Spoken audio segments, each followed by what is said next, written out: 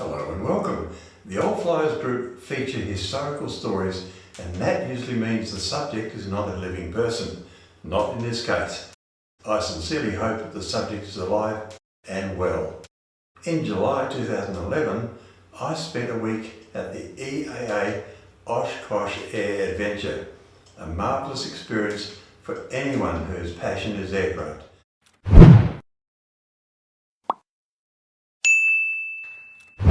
On that Saturday morning, before going to the airport, I walked into town to visit the farmers market. So much corn on the cob for sale.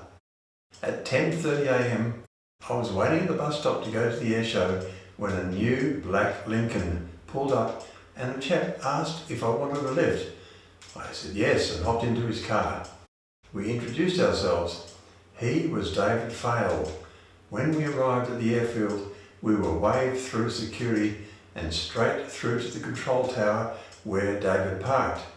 Who is this man who enjoys these privileges? I thought to myself. Recently, I was preparing a talk about my visit to Oshkosh, and I remembered this incident. I googled David Faile's name and was in for a surprise. This was someone with serious aviation credentials. David is from Fairfield, Connecticut, and has decades of flying experience. He was based at Sikorsky Memorial Airport in Bridgeport, Connecticut. In 1999, he was named the National Flight Instructor of the Year, one of fewer than 700 pilots nationwide to earn the title Master Certified Flight Instructor out of approximately 700,000 CFIs in the United States, and one of only 5 aviation educators worldwide to merit the prestigious title 8 times. Growing up in Western Connecticut, David struggled with reading and writing, but as he said, no one knew what learning disabilities were then. Eventually, he switched from public to private school, where he ended up having to repeat 4th and 5th grades. But it was during that time that he learned how to read and spell, having found a teacher who finally knew all the right buttons to push.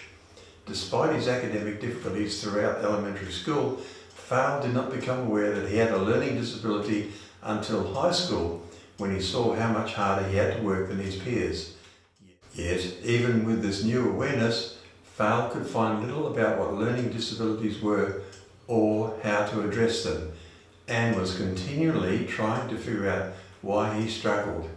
He thought he would finally get the answers as a student at a teacher's college, but soon learned that even his professors did not understand his struggles.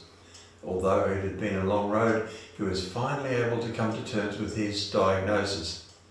A pivotal moment occurred when he learned that a flying student, a manager in a major corporation, also had a learning disability. Until then, he was skeptical of claims that some successful people had also struggled with learning. Now, he is not inclined to hide his diagnosis from others. Technology was his saviour. In school, when he wrote, he wouldn't use words he couldn't spell. The iPad and other digital tools came in handy for every facet of his life, including drawing up and consulting flight plans. With computers and spell check, he is finally able to employ his full vocabulary. Although he still doesn't view himself as successful, David was to discover the talents that come with his diagnosis. He was called in on a mission to locate a missing man, a disabled Vietnam veteran. The state police and rescue workers had searched in vain for more than 2 days. Faile found the man alive and safe in 40 minutes. He can use both his hands interchangeably. His most valued accolade, however, came recently in the form of an email from a former flying student in New Canaan, now a physician in Minnesota. The former student recounted what a strong impression David had made on him, stating that he could still hear your voice, and requesting that David teach his 16-year-old son to fly. A master of the skies indeed. David is retired now. He has a Bachelor of Science and many pilot qualifications. He has flown a multitude of aircraft, gliders and rotorcraft.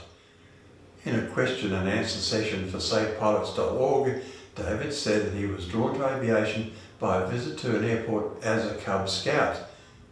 He went solo in 1960 and has been a flight instructor since 1965. His least favourite thing about aviation is answering media requests about aircraft accidents. Here, for example.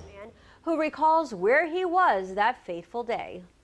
David Faile has decades of flying experience here at Sikorsky Airport. He says he remembers July 17, 1996 very well, the day that TWA Flight 800 crashed off Long Island. We just had an explosion out there. I'm sure that everybody on that airplane, including the pilots, had no idea what was happening. David Faile from Fairfield says he was at Sikorsky flying when Flight 800 went down. Like everybody, we have questions. What could have happened? What could possibly have gone wrong to cause this? It blew up in the air. Investigators determined there was an explosion of flammable fuel vapors shortly after takeoff from Kennedy Airport, ignited by a short circuit. Some of the wiring on those older airplanes went through the fuel tank. So somewhere one of those wires had a frayed point on it, somehow it shorted. It was a terrible tragedy. It's probably one of the most investigated accidents. I think that they've learned how to manage fuel, and they've changed a lot of the wiring on aircraft to make it safer. His most memorable flying experience was spending a month flying the outback of Australia in 2008. This was just 3 years before I met David on that day. Although I spent about 30 minutes with David, the impression of this man has remained with me since. That is the thing about aviation, the privilege of meeting people who share a common passion. Thank you for watching. Please comment, like and subscribe to promote future content.